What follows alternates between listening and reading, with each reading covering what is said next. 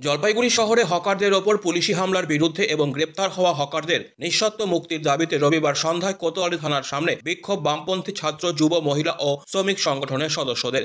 অভিযোগ, কোনো আগাম নোটিশ ছাড়াই শুক্রবার দিন জলপাইগুড়ি শহরে হকার উচ্ছেদ করা হয়েছে। এখনও বেশ কয়েকজন হকারকে গ্রেপ্তার করে রাখা হয়েছে।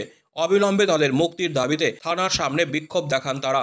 এ প্রসঙ্গে বামপন্থী ছাত্রনেতা দেবরাজ বর্মন বলেন, গরিব মানুষের রুটি রুজির ওপর এভাবে প্রশাসনের নির্মম হামলাকে আমরা ধিক্কার জানাই। আমাদের দাবি হলো, হকারদের যদি উচ্ছেদ করতে হয় তাহলে আগে তাদের সঠিক পুনর্বাসন দিয়ে তারপর উচ্ছেদ করতে হবে।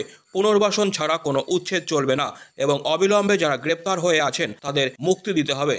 আমাদের মূল যে বিষয়, সে বিষয় হচ্ছে পরশুদিন আপনারা সবাই জানেন যে জলপাইগুড়ির বুকে বিনা প্ররোচনায় যে কোনো নোটিশ ছাড়াই যে হকার উচ্ছেদের যে ঘটনা ঘটেছে এবং হকারদের উপরে যে লাঠিচার্জ হয়েছে এবং তার সাথে যে হকারদের এখনো গ্রেপ্তার করে রাখা হয়েছে এবং তাদের নামে বিভিন্ন রকমের ধারা দিয়ে তাদেরকে এখনো আটক করে রাখা হয়েছে। আমরা তাদের অবিলম্বে মুক্তি চাইছি এবং গরিব মানুষের রুটি রুজির উপরে এভাবে প্রশাসনের নির্মম হামলাকে আমরা ধিক্কার জানিয়ে আজকে পথসভা করছি, বিক্ষোভ সভা। এবং তার সাথে আমাদের যে কথা সেটা হচ্ছে যে হকারদের যদি উচ্ছেদ করতে হয় তার আগে তাদেরকে সঠিক পুনর্বাসন দিয়ে তারপর উচ্ছেদ করতে হবে। এটা হচ্ছে মূল দাবি।